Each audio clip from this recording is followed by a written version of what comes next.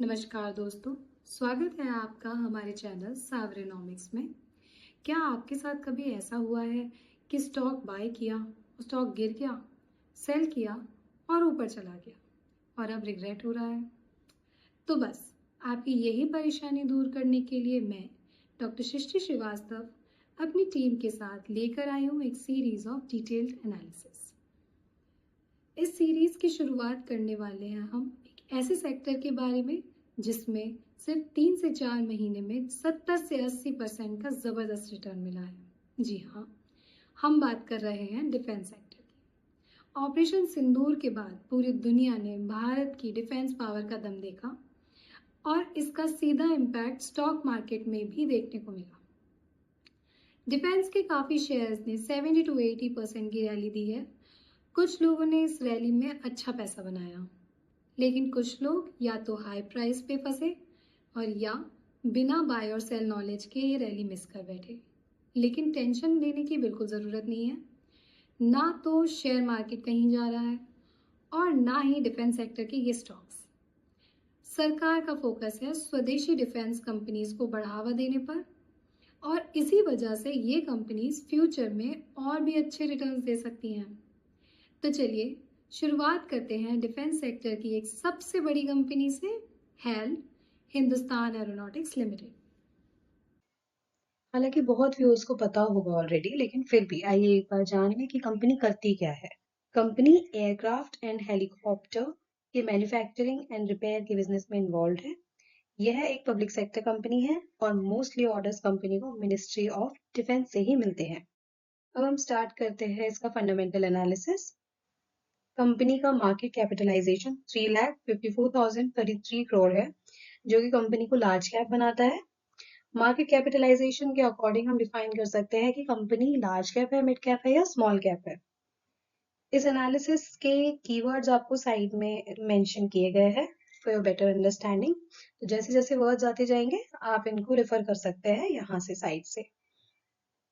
Stock PE, company का stock PE price to earnings 36.6 है, वेरेज इसका इंडस्ट्री पी 69.8 है। स्टॉक का पी इंडस्ट्री पी से कम होना चाहिए, जिसका मतलब है कि स्टॉक अभी अपने प्राइस में है और उतना महंगा नहीं है। महंगा हुआ है या नहीं, इसको देखने के लिए और भी फैक्टर्स हैं जो हम आगे देखने वाले हैं। Next comes debt to equity. Debt to equity company का 0 है, जिसका मतलब कंपनी पे डेट नहीं है, जो कि एक अच्छी बात है किसी भी कंपनी के लिए। अगर डेट नहीं है तो इसकी लायबिलिटीज कम हो जाती है, इसका वैल्यूएशन अच्छा हो जाता है, क्योंकि कंपनी अपनी ग्रोथ पे फोकस कर सकती है रादर देन डेट चुकाने के लिए। इसका आरओई एवरेज ऑफ 3 इयर्स है 27.3, आरओई 26.1, आरओसी 33.9% है। ये अगेन एक अच्छा साइन है, क्योंकि ये कम से कम 15% तो होना चाहिए और यहाँ ज्यादा ही है। Then comes the current price of the share which is 4567। ये वीडियो हम आज 5 अगस्त को 3:30 बजे क्लोजिंग पे बना रहे हैं। ये एनालिसिस आज की डेट के अकॉर्डिंग है। ऑब्वियसली आगे चल के वेरी करेगा, क्योंकि चार्ट्स भी चेंज होंगे, फंडामेंटल्स भी चेंज होंगे, जो हम टाइम टू टाइम अपडेट करेंगे। अब आते हैं कंपनी के पीईजी रेशियो पे, जो कि 2.03 है। ये भी ठीक है। कंपनी 0.88% डिविडेंड भी देती है, तो ये बोनस पॉइंट है इसका। फेस वैल्यू कंपनी की 5.0 है। इसका मतलब कंपनी के स्टॉक 1:1 में स्प्लिट हो चुका है। कंपनी का पित्रोस्की स्कोर 7 है, जो कि काफी अच्छा है। स्टॉक थोड़ा सा महंगा है अपने प्राइस से, बट स्टिल ऐसा जरूरी नहीं है कि कंपनी का स्टॉक महंगा है तो बाय नहीं कर सकते, अगर सस्ता है तो सेल नहीं कर सकते, ये जरूरी नहीं है। कंपनी को ओवरऑल ग्रोथ में महंगे स्टॉक में भी कई बार ग्रोथ पोटेंशियल होता है और ग्रो करने के लिए। सो हम ये overall fundamental and technical analysis के बेसिस पे डिफाइन कर सकते हैं कि कंपनी में और कितना ग्रोथ पोटेंशियल है। कंपनी के फंडामेंटल्स अच्छे हैं, कंपनी ने अच्छी करेक्शन फेस कर ली है, तो क्या हम स्टॉक को बाइंग या अक्यूमुलेशन जोन में रख सकते हैं या नहीं? ऑब्वियसली कोई बाय सेल रिकमेंडेशन नहीं है। ये वीडियो हमारे भाई बंधुओं के लिए है, जिससे आप किसी भी स्टॉक में फंसे फंसे नहीं या फोमो में ना आए। तो अगर ये वीडियो किसी भी सेंस में आपकी हेल्प कर सकेगा तो हमारा वीडियो बनाना सक्सेसफुल है। Now let's come to pros and cons of the company. Company के प्रोज एंड कॉन्स उसके फंडामेंटल एनालिसिस के बेसिस पे ही होते हैं। प्रोज क्या है? Company has reduced debt. ये अच्छी बात है, कंपनी पे ज्यादा डेट होना भी नहीं चाहिए और कंपनी ऑलमोस्ट डेट फ्री ही है, जीरो के बराबर ही है उस पे date. Company has delivered good profit growth of 24.5 CAGR over last 5 years. अब CAGR क्या होता है? CAGR है Compound Annual Growth Rate. मतलब एक एवरेज ग्रोथ रेट। सपोज किसी साल आपको 10% प्रॉफिट हुआ, किसी साल 30% प्रॉफिट हुआ, तो किसी साल 10% का लॉस हो गया, तो इन सब का एक एवरेज रिटर्न जो भी होगा उसे हम CAGR बोलते हैं। Company has good ROE, return on equity. Track record 3 years का क्या है? 27.3%। कंपनी ने अच्छा डिविडेंड पे किया है। Company has been maintaining a healthy dividend pay out of 27.4%। Cons क्या है? Stock is trading 8.7 times to its book value. Stock महंगा है, 8.7 टाइम्स महंगा हो गया है। The company has delivered poor sales growth 7.63% over past 5 years. तो 5 years के अकॉर्डिंग देखा जाए तो सेल्स ग्रोथ अच्छी नहीं डिलीवर की है कंपनी ने। Promoters holding has been increased in last 3 years. 3.51 negative में गया है, जो हम आगे थोड़ा और डिटेल में जानेंगे कि अगर ये नेगेटिव में है तो क्या ये उतना नेगेटिव फैक्टर है या नहीं है।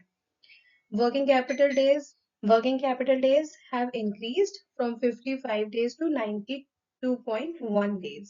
तो ये कुछ कॉन्स है कंपनी के। आगे और थोड़ा डिटेल में जानते हैं शेयर होल्डिंग पैटर्न से। प्रमोटर की होल्डिंग 7.64% है, जो कि दिसंबर में 75.15% थी। तो दिसंबर 3 साल में जब हमने पहले देखा कि 3% से नेगेटिव हुई है प्रमोटर की होल्डिंग, तो 75.15% से 71.64 हुई है, जो कि खराब नहीं है क्योंकि मेजॉरिटी स्टेक्स अभी भी प्रमोटर के पास ही है, which is not bad. FIIs की होल्डिंग 11.9% है, जो अगर आप यहाँ देखेंगे तो ये बड़ी ही है, कम नहीं हुई है। लास्ट ईयर के कंपैरिजन में एक कुछ परसेंट, कुछ पॉइंट परसेंट कम हुई है, बट अदरवाइज होल्डिंग देखा जाए तो लास्ट 2 ईयर्स से कांस्टेंट है और दिसंबर 22 के अकॉर्डिंग थोड़ी सी बढ़ी है। DIIs की होल्डिंग कम हुई है, विच इज फाइन। ये होल्डिंग्स कम ज्यादा होती रहती है, टाइम टाइम पे profit booking and buying again ये चलता रहेगा, तो कोई इशू नहीं है। अब आते हैं हम P&L पे, प्रॉफिट एंड लॉस पे। प्रॉफिट एंड लॉस में ऑपरेटिंग प्रॉफिट 2024 तक अच्छा रहा, बड़ा ही है प्रॉफिट, तो थोड़ा सा कम हुआ है 2025 मार्च तक आते आते, जो कि बहुत बड़ा फॉल नहीं है। अब हम आते हैं OPM परसेंटेज पे। OPM परसेंटेज देखना बहुत जरूरी है। OPM क्या होता है? Operating profit margin. ये कंपनी के बिजनेस ऑपरेशन की प्रॉफिटेबिलिटी बताता है। ये भी टाइम टाइम पे बढ़ा है। आज 2022 में 22% था, फिर 25 हुआ, फिर 32 हुआ और अभी 31 है, जो 32 से 1% कम है, बट बहुत ज्यादा डिक्रीज नहीं है। सो इसको कांस्टेंट ही मानेंगे पास्ट ईयर के कंपैरिजन में। तो OPM परसेंटेज भी काफी अच्छा है। नेट प्रॉफिट भी बढ़ा हुआ है। नेट प्रॉफिट भी देखिए हर साल बढ़ा हुआ है, 2025 मार्च तक भी बढ़ के ही आया है। ये भी इम्पोर्टेंट फैक्टर है देखने के लिए। डिविडेंड थोड़ा सा कम हुआ है, डिविडेंड पे आउट 31% से 20% हुआ है, पर कोई इशू नहीं है क्योंकि ROE काफी अच्छा है स्टॉक का। तो डिविडेंड एक बोनस पॉइंट ही है, थोड़ा बहुत कम भी होगा तो it's fine, not an issue. EPS भी काफी अच्छा इंक्रीज हुआ है दोनों साल के कंपैरिजन में। तो overall growth of the company काफी सही है, no problem in the growth of the company. इसके प्रॉफिट एंड लॉस के अकॉर्डिंग सब अच्छा है। अब आते हैं इसके टेक्निकल एनालिसिस पे, एक चार्ट चेक पे। ये चार्ट आज की क्लोजिंग के अकॉर्डिंग है, दैट इज 5 अगस्त के अकॉर्डिंग। ये इसके कुछ सपोर्ट और रेजिस्टेंस है। अब इसका चार्ट का थोड़ा करंट सिनेरियो में जूम करके देखते हैं। ये इसके resistance and supports and trend lines हैं, तो हम इसके चार्ट को थोड़ा सा और जूम करके देखेंगे कि अब क्या इतना एनालिसिस कर लिया, चार्ट्स भी देख लिया, अब इन चार्ट्स में सपोर्ट कहाँ है? सपोर्ट आता है 4400 के पास। ये इसका ट्रेंड लाइन का एक सपोर्ट है। ये चार्ट के अकॉर्डिंग ये अभी अपने डाउन ट्रेंड में था स्टॉक, जिसने आज अपने रेजिस्टेंस को थोड़ा सा ब्रेक किया है और क्लोजिंग दिया है उसके ऊपर 4576 पे। तो इसने आज अपने डाउन ट्रेंड के रेजिस्टेंस को ब्रेक किया है, पर अभी ये अपने कंसोलिडेशन जोन के रेजिस्टेंस को ब्रेक नहीं कर पाया है। जो ये वाली ग्रीन लाइन है इसको ब्रेक नहीं कर पाया है। तो अगर ये इसको ब्रेक करेगा 4576 या लेट्स से 4580 4600 के लेवल्स को ब्रेक करेगा, तो इसमें एक प्रॉपर ब्रेकआउट देखने को मिलेगा। तभी इस केस में हमें क्या करना चाहिए? हमें थोड़ा सा और वेट करना चाहिए, एक दिन और कैंडल बनने का वेट करना चाहिए। लेट्स सी इसका रेजिस्टेंस क्रॉस करता है या नहीं, या फिर ये वापस एक डिप लेके नीचे आता है। अगर डिप लेके नीचे आता है तो कितना नीचे आता है वो इसके क्लोजिंग्स के बेसिस पे हम डिसाइड कर पाएंगे। अगर ये यहाँ से ब्रेकआउट देता है तो कुछ बाइंग सिग्नल्स जनरेट हो सकते हैं। अगर ये 4580 के ऊपर कल क्लोज दे देता है तो आप इसमें एक अपॉर्चुनिटी देख सकते हैं। और अगर ये यहाँ से लौट जाता है तो वापस अपने चैनल में आ सकता है। लेट्स सी, किसी भी स्टॉक में जो भी उसका रेजिस्टेंस होता है वो उसके सपोर्ट का भी काम करता है। तो ये रेजिस्टेंस इसके सपोर्ट का भी काम कर सकता है। लेट्स सी कि अगर स्टॉक आगे कहाँ जाता है, अगर ब्रेकआउट देता है तो इसका जो पुराना सपोर्ट था, यहाँ से एक लॉन्ग टर्म सपोर्ट आ रहा है, यहाँ से इधर से ये रेड लाइन, ये इसका रेजिस्टेंस का काम करेगी। तो ये आता है कहीं 4800 के पास। अगर ये ब्रेकआउट देता है तो इसका नेक्स्ट रेजिस्टेंस क्या हो जाएगा? 4800। जैसे हम लेवल वाइज ऊपर जा सकते हैं। लेट्स सी फिर 4800 से जाता है या नहीं, वो आगे की बात है। तो ओवरऑल सिनेरियो क्या है? हमें एक दो दिन वेट करके इसके बाइंग सिग्नल्स का वेट करना चाहिए और लेवल वाइज देखना पड़ेगा कि ये कहाँ जाता है। तो फ्रेंड्स, ये था हैल हिंदुस्तान एरोनॉटिक्स लिमिटेड का डिटेल्ड एनालिसिस। अब आते हैं हम अपनी अगली कंपनी पे, Bharat electronics limited, BEL. BEL एक नवरत्न पब्लिक सेक्टर कंपनी है जो मिनिस्ट्री ऑफ डिफेंस के अंडर आती है। ये स्पेशलाइज्ड है एडवांस इलेक्ट्रॉनिक प्रोडक्ट्स और सिस्टम्स को इंडियन आर्म फोर्सेस के लिए मैन्युफैक्चर और सप्लाई करने में। बीईएल का कोर बिजनेस है नेवी, आर्मी एंड एयरफोर्स को एक वाइड रेंज के इलेक्ट्रॉनिक इक्विपमेंट्स एंड सिस्टम्स को डेवलप और मैन्युफैक्चर करना। अब हम स्टार्ट करते हैं इसका फंडामेंटल एनालिसिस। कंपनी का मार्केट कैपिटलाइजेशन है 2,85,337 करोड़ का, जो कि एक लार्ज कैप कंपनी है। इस एनालिसिस के कीवर्ड्स को हमने साइड में मेंशन किया है for your reference. Stock P, जिसे हम प्राइस टू अर्निंग्स भी कहते हैं, ये है 51.9, whereas industry P is 69.8। तो देखा जाए तो अभी भी ये इंडस्ट्री पी स्टॉक पी से ज्यादा है, यानी कि स्टॉक पी कम है इंडस्ट्री पी से। तो अभी भी ये उतना महंगा नहीं है स्टॉक। स्टॉक पी को इंडस्ट्री पी से कम होना चाहिए, वो फैक्टर अभी भी यहाँ फुलफिल हो रहा है। Next comes debt to equity which is 0.00, जिसका मतलब कंपनी ऑलमोस्ट डेट फ्री है। नेक्स्ट, इसका आरओई एवरेज ऑफ 3 इयर्स, ये है 26.5%, आरओई 29.3% और आरओसी 39.0%। ये 15% से ज्यादा होने चाहिए जो यहाँ विजिबल है। Then comes the current price of the share 390, इसका हाई 436 है और लो 240 है। तो देखा जाए तो शेयर अपने हाई से 10% करेक्टेड प्राइस में अवेलेबल है आज की डेट में। इसका पीजी रेशियो है 1.7, जो कि ठीक है, 1 के आसपास होना चाहिए। 1.7 है तो ज्यादा खराब नहीं है, ज्यादा महंगा नहीं है, अभी भी ठीक है। डिविडेंड यील्ड है 0.57%। कंपनी की फेस वैल्यू है 1, पित्रोस्की स्कोर है 7। पित्रोस्की स्कोर 5 के अबव होना चाहिए, ये भी अच्छा है। Now let's come to the pros and cons of the company. Pros मतलब कुछ अच्छे फैक्टर्स कंपनी के लिए, फेवरेबल फैक्टर्स, और कॉन्स मतलब कुछ दोष या यू कैन से कुछ ऐसे फैक्टर्स जो अच्छे साबित नहीं होने वाले हैं। देखते हैं। Company is almost debt free, company के ऊपर कोई डेट नहीं है। company has delivered good profit growth of 23.9% CAGR over last 5 years. As I said, ये 15% से ऊपर होना चाहिए, तो अच्छा profit growth रहा है company का. Company has a good return on equity. Track record of 3 years ROE 26.5%. Company has been maintaining a healthy dividend payout of 39%. Dividend एक बोनस पॉइंट है और एक अच्छा परसेंटेज ऑफ डिविडेंड पे किया है कंपनी ने, तो ये बहुत अच्छा फैक्टर है. Cons, stock is trading 14.1 times to its book value, यानी कि अपनी बुक वैल्यू के अकॉर्डिंग स्टॉक अभी 14 टाइम्स एक्सपेंसिव है, तो स्टॉक काफी एक्सपेंसिव है, इसे एक करेक्शन लेना चाहिए. Working capital days have increased from 43.8 days to 85 days. 43 days से वर्किंग कैपिटल डेज बढ़ गए हैं, तो ये दो फैक्टर्स है जो कंपनी के नेगेटिव प्रोस्पेक्ट्स में आ रहे हैं, बाकी सारे कंपनी के अच्छे फैक्टर्स हैं. तो ये हो गए pros and cons of the company.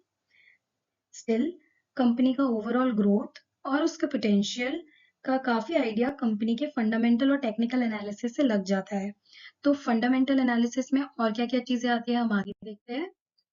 Share holding patterns, investors share holding patterns में प्रमोटर्स की होल्डिंग्स कांस्टेंट रही है. You can see from last 3 years 51.14%, जो हर साल सेम है, यानी कि प्रमोटर्स ने ना सेल किया है ना बाय किया है और ज्यादा, तो होल्डिंग्स कांस्टेंट है. एफआईआई की होल्डिंग्स भी ऑलमोस्ट कंसिस्टेंट ही रही है. अभी इस साल जून 2025 में कुछ 1% के करीब इंक्रीज हुई है. डीआईआई की होल्डिंग्स कुछ 1% करके हर साल कम हो रही है.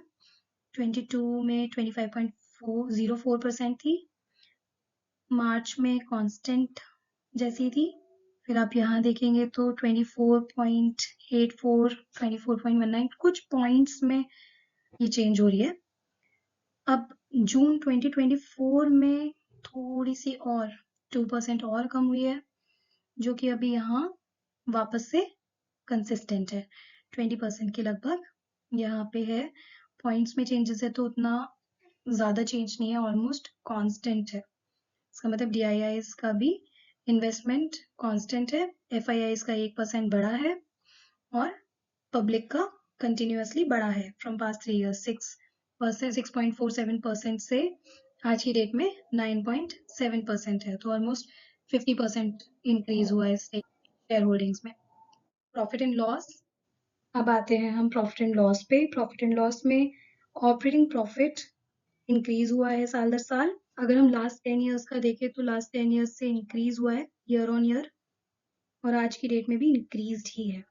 ओपीएम परसेंटेज भी इंक्रीज हुआ है 14% से आज की डेट में ऑलमोस्ट डबल हो गया है 30%, जो ईयर ऑन ईयर इंक्रीज ही हुआ है.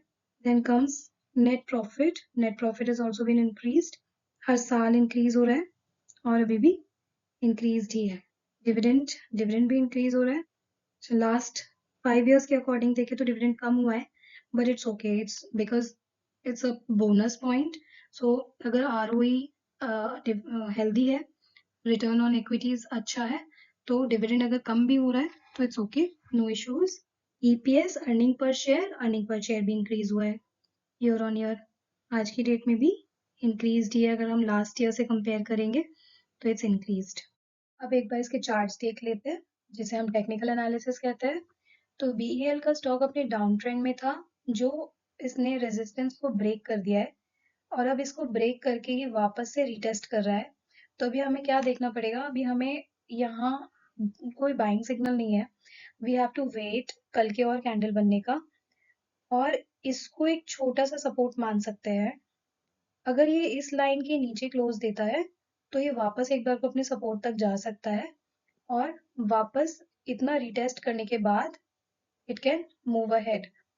दूसरा ऑप्शन क्या हो सकता है इसके पास, कि अपना ये वाला भी सपोर्ट ब्रीच कर देगा.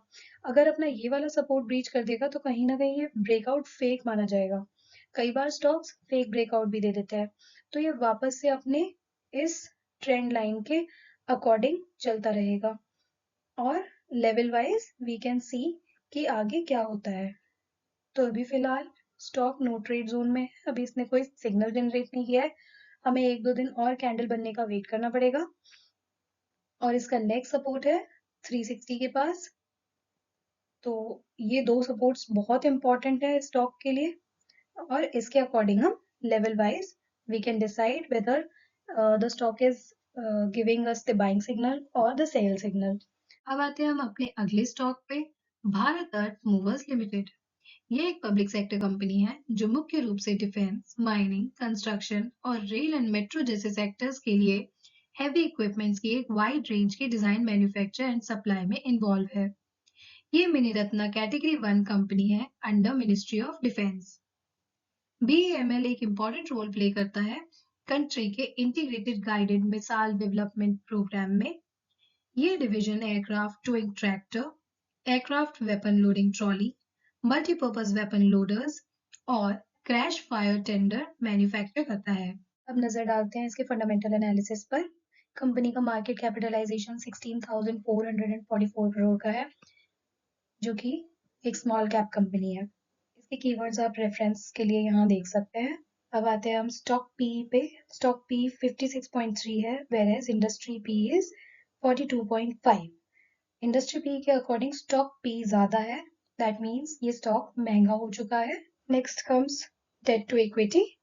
डेट टू इक्विटी ना के बराबर है 0.08, so it's negligible. Then comes ROC 15.6%, ROE average of 3 years 9.39% and ROE 10.5%। तो ROE ROC ये 15% से ज्यादा होनी चाहिए, जो यहाँ ROE and ROE average of 3 years में फुलफिल नहीं हो रहा, लेकिन ROCE में फुलफिल हो रहा है। तो इसको भी कम से कम 15% होना चाहिए था। कोई नहीं, आगे देखते हैं। शेयर का करेंट प्राइस है 3949, जहां इसका हाई था 4875 एंड लो था 2346। तो ये अपने हाई से ऑलमोस्ट 20% करेक्टेड प्राइस में आज की डेट में अवेलेबल है। पीईटी रेशियो 1.78 है, जो ठीक है। डिविडेंड 0.51% है। फेस वैल्यू 10, तो यूजुअली हर स्टॉक की फेस वैल्यू 10 से ही स्टार्ट होती है। अगर इसकी 10 है, इसका मतलब स्टॉक अभी कभी भी स्प्लिट नहीं हुआ है। पित्रोस्की स्कोर 6 है, पित्रोस्की स्कोर के फैक्टर से भी ठीक है। कंपनी की ओवरऑल ग्रोथ और उसके पोटेंशियल का काफी आइडिया कंपनी के फंडामेंटल और टेक्निकल एनालिसिस से लग जाता है, लेकिन जब हमें कुछ फैक्टर्स दिख रहे हैं जो उतने पॉजिटिव नहीं है, तो ऐसे केस में हमें अपडेटेड न्यूज और कंपनी की कमेंट्री भी देखनी चाहिए instead of coming to any decision और एनी जजमेंट। तो ऐसा नहीं है कि उसमें अभी ग्रोथ और पोटेंशियल कम हो गया है। आप एक बार लेटेस्ट न्यूज को रेफर करेंगे तो भी आपको काफी आइडिया लग जाएगा कि इसमें अभी एक पॉइंट और आ सकता है, या कंपनी लॉन्ग टर्म के लिए अच्छी हो सकती है, या इसमें कोई शॉर्ट टर्म की ही ट्रेड्स बनती है, वो आपको और भी फैक्टर्स से पता चल जाएगा। लेकिन मेजॉरिटी ऑफ आइडिया हमें फंडामेंटल और टेक्निकल एनालिसिस से लग जाता है। अब आते हैं हम प्रोज एंड कॉन्स पे। As mention before, company is almost debt free. Company has good profit growth of 35.8% over last 5 years. Company has been maintaining a healthy dividend payout of 21.3%. Cons: stock is trading 5.69 times to its book value. अभी book value के according 5.69 times expensive है stock. The company has delivered a poor sales growth of 5.86% over past 5 years. Company का poor sales growth रहा है. Company has low return on equity of 9.39% over last 3 years.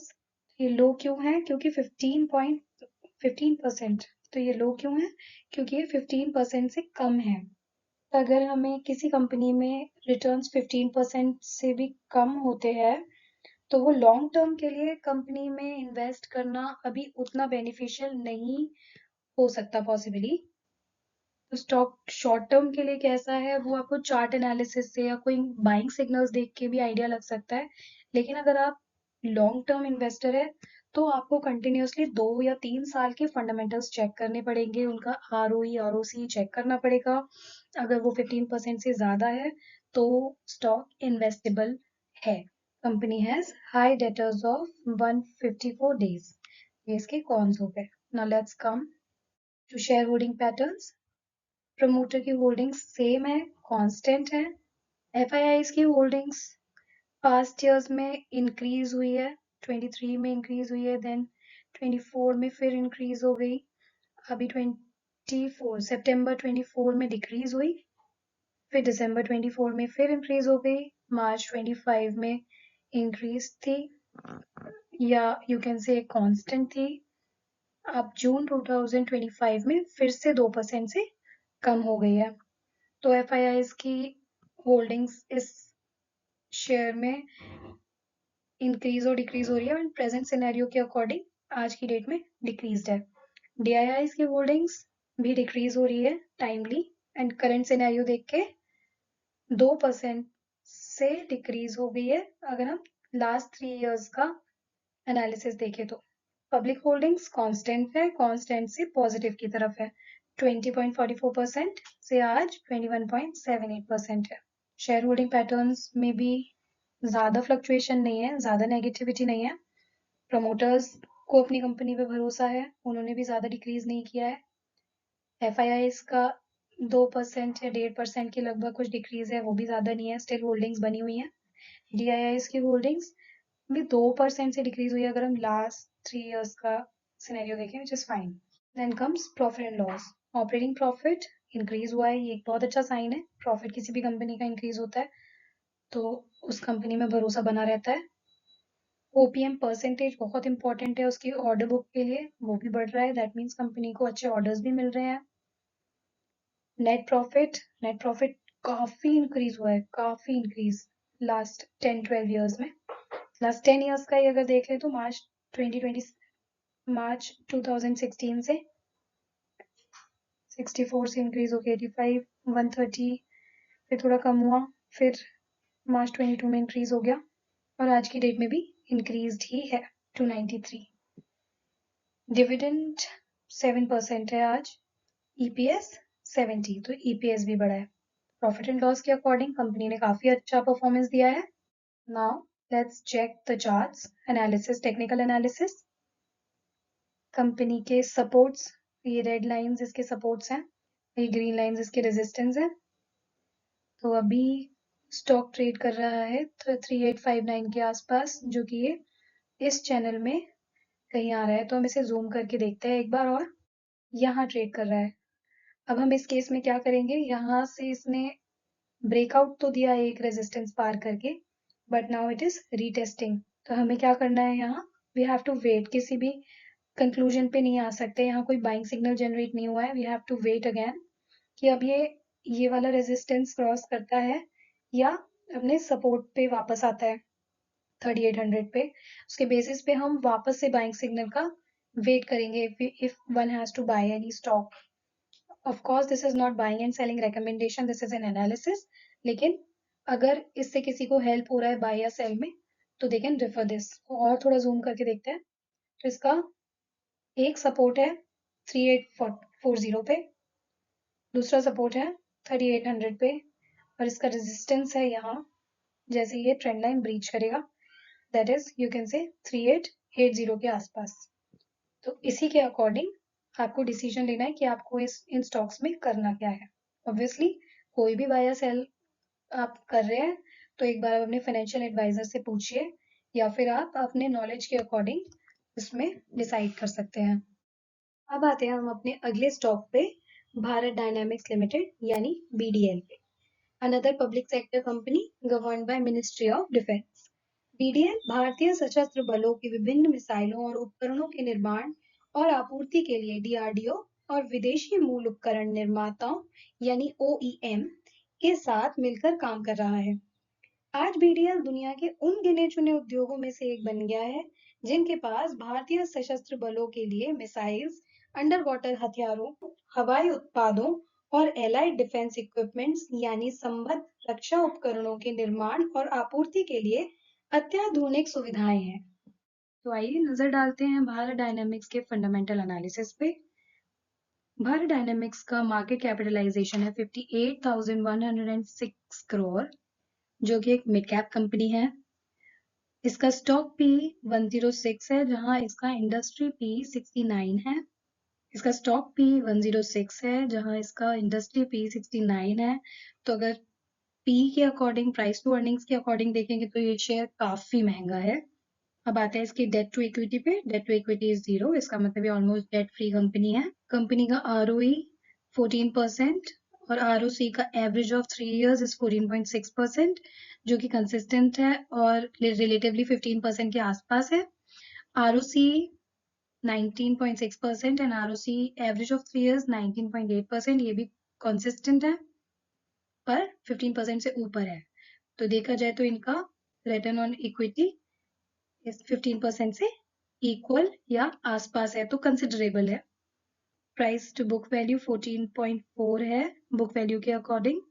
Share का current price है 1585, जहां इसका high 2097 था। तो अपने हाई के अकॉर्डिंग ये शेयर लगभग 24% करेक्ट हो चुका है।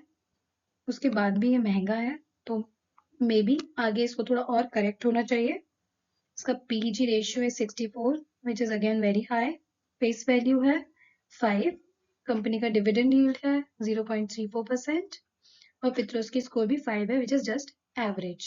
बात है हम कंपनी के प्रोज एंड कॉन्स पे। Company has reduced debt, company is almost debt free, company is expected to give good quarter, company has been maintaining a healthy dividend pay out of 46%।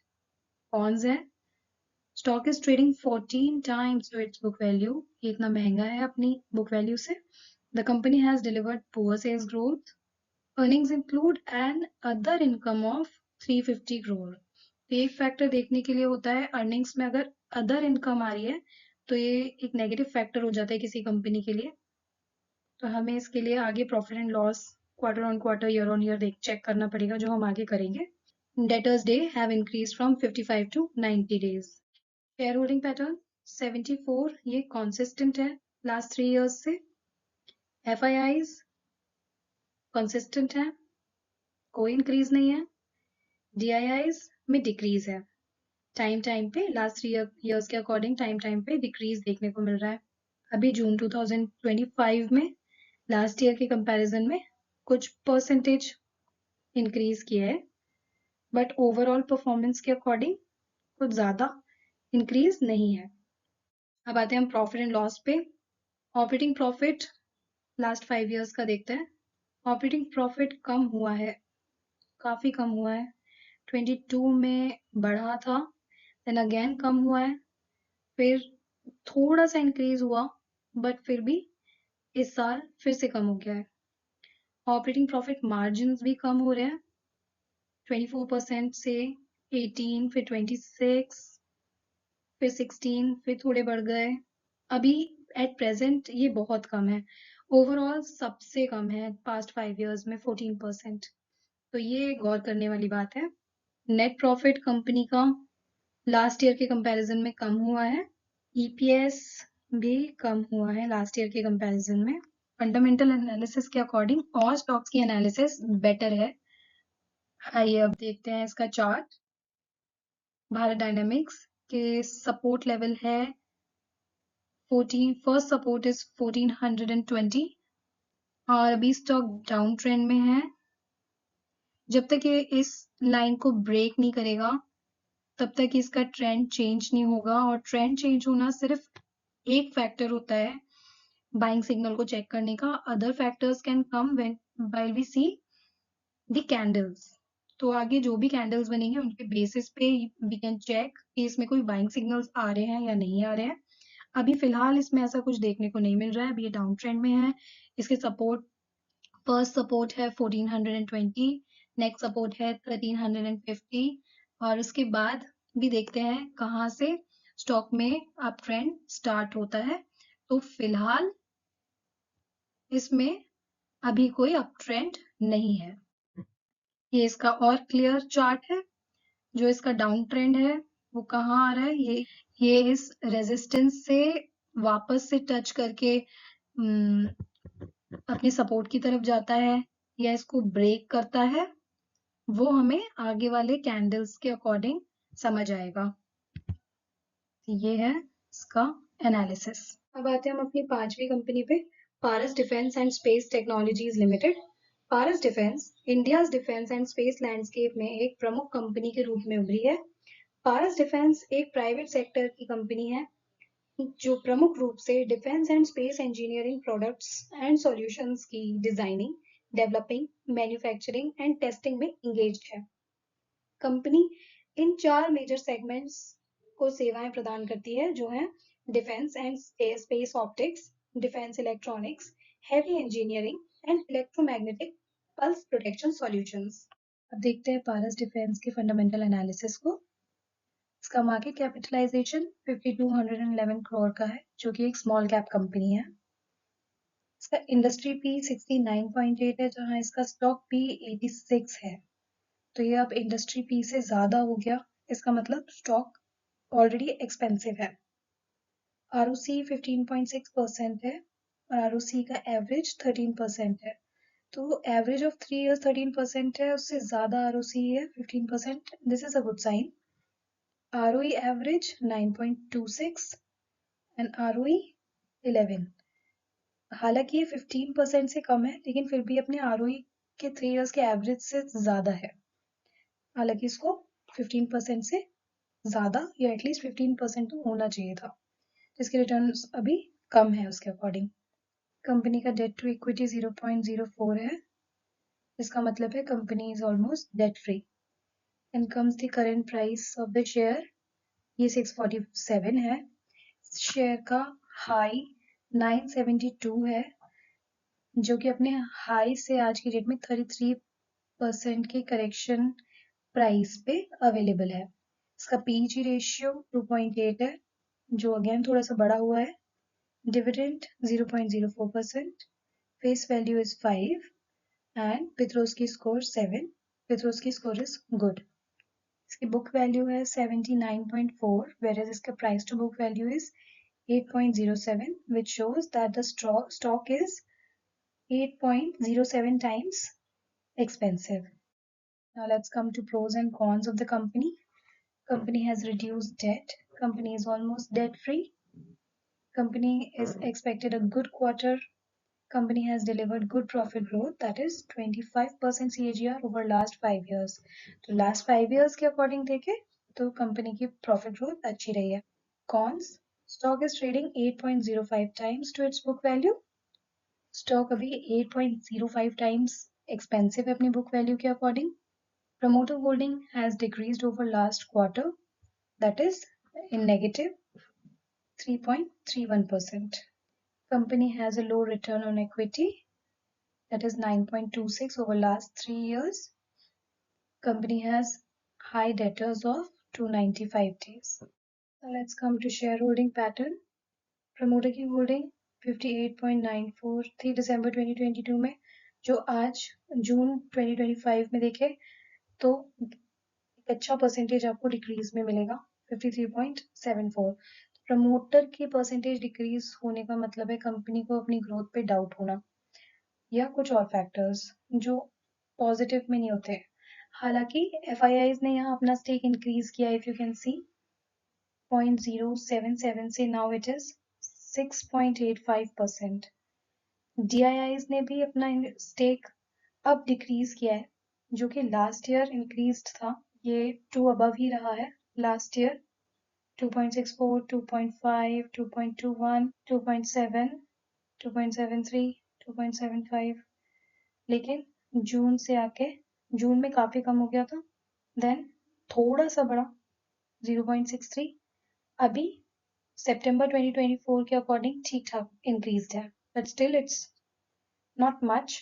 अभी भी अगर दिसंबर 2022 के अकॉर्डिंग देखेंगे तो कम ही है कुछ percentage. Now comes profit and loss. Operating profit increase हुआ है कंपनी का, 2024 में 53 था, मार्च 2024 में 53 था, मार्च 2025 में 100 है। आज की डेट में थोड़ा कम दिखा रहा है, बट अगर हम मार्च 2025 तक का लेके चलते हैं तो इट इज इंक्रीज्ड, ये ऑलमोस्ट डबल हुआ है ऑपरेटिंग प्रॉफिट। ओपीएम परसेंटेज में ज्यादा चेंजेस नहीं आए हैं। ओपीएम परसेंटेज देखना काफी इंपॉर्टेंट है क्योंकि ये कंपनी की ऑर्डर बुक बताता है कि कंपनी को कितने ऑर्डर्स अभी मिल रहे हैं। तो वो मार्च 2024 में 21% थे, 25 में 27% थे, वो बढ़े, लेकिन अभी फिलहाल 2% कम हो। तो ये भी अच्छा फैक्टर है कि मार्च 2024 से मार्च 2025 में इंक्रीज हुआ है। नेट प्रॉफिट ये भी काफी इंक्रीज हुआ है कंपनी का, जो 2022 में 27 था, ये 36 हुआ, 24 में थोड़ा सा कम हुआ, लेकिन मार्च 2025 में इसने काफी अच्छी रिकवरी दिखाई है नेट प्रॉफिट ने। तो ओवरऑल नेट प्रॉफिट अच्छा है, जिससे शो करता है कि कंपनी की ग्रोथ अच्छी हो रही है। अब आते हैं हम इसके चार्ट चेक पे। इसकी रेजिस्टेंस, सपोर्ट, ये इसके लॉन्ग टर्म सपोर्ट्स हैं फ्रॉम मार्च 2024, और ये इसका रेजिस्टेंस थोड़ा और लॉन्गर टर्म है 2023 से पहले का। तो ये यहाँ से इसका रेजिस्टेंस अब तक कंटिन्यू हो रहा है। इसको थोड़ा और जूम इन करके देखते हैं। स्टॉक का प्राइस अभी डाउन ट्रेंड में है, जो कि अपने सपोर्ट के पास है। इसका सपोर्ट है 600 के आसपास, और यहाँ इसमें एक गैप था जो ये फुलफिल कर सकता है। अगर ये अपना ये सपोर्ट ब्रीच करेगा तो ये अपना गैप फिल कर सकता है, और ये इसका रेजिस्टेंस है। तो अगर या तो ये कंसोलिडेट करेगा, यहाँ कहीं चल रहा है स्टॉक अभी, या तो ये अपने सपोर्ट के नीचे आएगा या फिर अपनी रेजिस्टेंस को ब्रेक करेगा। तो अभी ये नो ट्रेडिंग जोन में है। अभी हमें वेट करना पड़ेगा इसके इस चैनल से निकलने का। Either it will break the support और it will break the resistance out. तो जब भी ये कोई सपोर्ट या रेजिस्टेंस ब्रेक करेगा, उसके बाद हम डिसाइड कर सकते हैं कि इसमें बाइंग आती है या सेलिंग सिग्नल्स आते हैं। अदरवाइज इससे पहले जो ये जोन है, ये इसका नो ट्रेड जोन है। तो फिलहाल के लिए ये अपने नो ट्रेड जोन में ही ट्रेवल कर रहा है। लेट्स सी ये कहाँ जाता है आगे, और ये कौन से सिग्नल्स देता है, बाइंग सिग्नल्स देता है या सेल सिग्नल्स देता है। अब आते हैं अपनी नेक्स्ट कंपनी पे, data patterns India limited. Data patterns Bharat में डिफेंस एंड एरोस्पेस इलेक्ट्रॉनिक्स के सेक्टर में सबसे तेजी से बढ़ती कंपनीज में से एक है। ये स्वदेशी रूप से विकसित रक्षा उत्पाद उद्योग को integrated defence and aerospace services provide कराने वाली कंपनीज में से एक है। कंपनी का focus in house development and manufacturing facilities को इनोवेशन, डिजाइन एंड डेवलपमेंट के माध्यम से बेटर करने में है। मोस्ट इम्पॉर्टेंटली, कंपनी ने स्पेस, लैंड एंड सी जैसे सभी प्लेटफॉर्म्स के लिए आपूर्ति की है, जिनमें LCA तेजस, लाइट यूटिलिटी हेलीकॉप्टर और ब्रह्मोस मिसाइल जैसे प्रोडक्ट्स इंक्लूडेड है। देखते हैं डेटा पैटर्न्स का फंडामेंटल एनालिसिस। मार्केट कैपिटलाइजेशन है 14,617 करोड़ का, जो कि एक स्मॉल कैप कंपनी है। स्टॉक का पी 68 है, वेयर एज इंडस्ट्री पी 69.8, जो ऑलमोस्ट बराबर है। ROCE 21%, ROCE average of 3 years it's 20%, जो थोड़ा सा ज्यादा है, 1% के करीब। ठीक है, 15% से ज्यादा होना चाहिए, वो है फैक्टर, कंसिडरेबल है। ROE average of 3 years 14.6, ROE 15%, ये भी कंसिडरेबल है। डेट टू इक्विटी 0.0, डेट नहीं है कंपनी पे। Price to book value is 9.6, whereas वो बुक वैल्यू इज 269।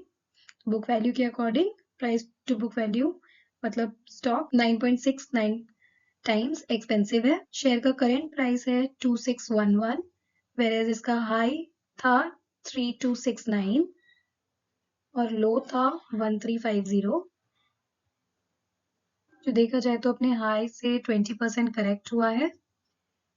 स्टॉक का पीजी रेशियो 2.14 है, थोड़ा सा महंगा है। पीजी रेशियो के according dividend yield 0.29%, face value 2, Petrovsky score is average 5%. Let's come to pros and cons. Company is almost debt free. Company is expected to give good quarter. Company has delivered good profit growth of 59.4% CAGR of last 5 years. Company has been maintaining a healthy dividend payout of 20.1%. Company's median sales growth is 19.1 of last 10 years. Stock is trading 9.68 times to its book value, यानी अपनी book value से 9.68 times expensive है stock. Company has high debtors of 307 days. Promoter holdings has decreased over last 3 years by minus 3.21%. Promoters की holdings को हम आगे detail में और जानेंगे। अब हम आते हैं कंपनी की शेयर होल्डिंग पैटर्न्स पे। प्रमोटर की होल्डिंग दिसंबर 2022 में 45.76% थी, जो मार्च 23 में डिक्रीज हुई है 42.41, करीब 3% से डिक्रीज हुई है, लेकिन उसके बाद कांस्टेंट रही है। उसके बाद इसमें कोई फॉल नहीं आया। एफआईआईज की होल्डिंग्स दिसंबर 2022 में 2.30% थी, जो मार्च 23 में इंक्रीज हुई बाय लगभग 3%। उसके बाद कंटिन्यूअस इंक्रीज देखने को मिला है इसमें। एक शार्प इंक्रीज आया था, वो मार्च 2024 में आया था। उसके बाद ये अपने बाकी के क्वार्टर्स में कांस्टेंट रहा पूरे साल, और अभी मार्च 25 में 2 से 2.5% ये कुछ कम हुआ है कंपैरेटिव टू ये 2024 दिसंबर। 14.05 से 12.75% हो गया है, और अभी भी ये कांस्टेंट है। डीआईआई की होल्डिंग्स मार्च 24 में 11.58 थी, जो जून में डिक्रीज हुई, और फिर पूरे साल कांस्टेंट रही। अभी मार्च 2025 में फिर से कुछ परसेंट डिक्रीज हुई है, लगभग 1.25%, और अब इस क्वार्टर में थोड़ी सी इंक्रीज हुई है, वो 1.25% का ही डिफरेंस है। तो ज्यादा इंक्रीज या डिक्रीज नहीं हुआ है, तो ये लगभग कांस्टेंट है। Now comes profit and loss. Operating profit काफी अच्छा इंक्रीज हुआ है लास्ट ईयर के कंपैरिजन से भी देखें तो 222 से 275, और लास्ट 5 इयर्स के अकॉर्डिंग तो और भी अच्छा है। तो 2021 में 92 था, उसके कंपैरिजन में तो आज it's very nice. OPM percentage, अगर हम इसकी ऑर्डर बुक ओपीएम परसेंटेज देखते हैं तो वो भी 2020 से 2021 में काफी इंक्रीज हुई थी। फिर मार्च 22 में थोड़ी और इंक्रीज हुई, जो कि मार्च 23 में थोड़ी सी कम हुई, बट मार्च 24 में वापस से रिजॉल्व हो गई, रिकवर हो गई। अभी मार्च 2025 में 39% है, देखा जाए तो अब वापस से मार्च 2023 जितनी है, पर अभी ज्यादा कम नहीं है, तो इसको कंसिडर कर सकते हैं, ये फैक्टर हो सकता है। Net profit jumps from 56 to 222, net profit काफी अच्छा है, बट इसमें देखने वाली चीज एक और है, जो है इसकी अदर इनकम।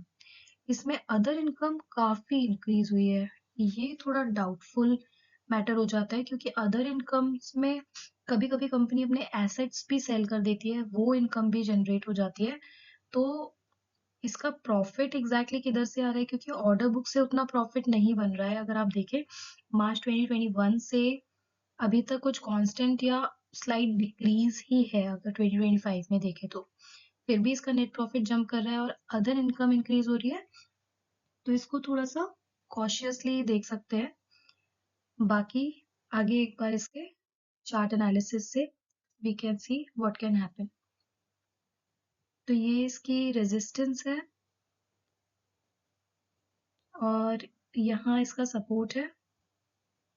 तो स्टॉक अपने सपोर्ट से ही आज वापस लौट के क्लोज दे रहा है। अब अगर हम 1-2 दिन और वेट करते हैं, तो हम देख पाएंगे कि आगे की कैंडल्स कौन से सिग्नल दे रही है। अब क्योंकि ये अपने सपोर्ट के एकदम पास में है, तो कल वापस से इसमें एक राइज आता है, या हमें एक फॉल और देखने को मिलता है, ये सपोर्ट ब्रीच करता है या अपने सपोर्ट से लौटता है, तब हम डिसाइड कर पाएंगे कि इसमें आगे कौन से कैंडल्स बन रहे हैं, ये बाइंग सिग्नल जनरेट कर रहा है या फिर sell signal. By any chance अगर ये बाइंग सिग्नल से जनरेट करता है, तो हमें इसके रेजिस्टेंस का ध्यान रखना होगा। अगर ये रेजिस्टेंस को क्रॉस करता है, तो ही एक अच्छा अप मूव दे सकता है, अदरवाइज इसमें एक शॉर्ट पॉइंट यहाँ से सिर्फ एक रेजिस्टेंस तक का बन सकता है, और फिर ये वापस एक बार डिप ले सकता है अपने सपोर्ट से। तो सपोर्ट इज रियली इंपॉर्टेंट, जो इस बार भी डिप ले सकता है और आगे भी कभी ले सकता है। तो हमें ये देखना है कि ये कहाँ जाता है। इसका नेक्स्ट सपोर्ट है 23 के आसपास, and then further let's see ये कहाँ रुकता है, तो ये हम आगे के कैंडल्स के अकॉर्डिंग ही डिसाइड कर पाएंगे। तो दोस्तों ये था हमारे पार्ट 1 की डिफेंस स्टॉक्स का एनालिसिस। इसमें हमने कवर किए हैं डिफेंस सेक्टर की लीडिंग कंपनीज को। पार्ट 2 में हम बात करेंगे उन शिप बिल्डिंग स्टॉक्स के बारे में जिन पर सरकार का इस बजट में सबसे ज्यादा फोकस रहा है। तो मिलते हैं हम आपसे पार्ट 2 में। तब तक के लिए धन्यवाद। जय हिंद।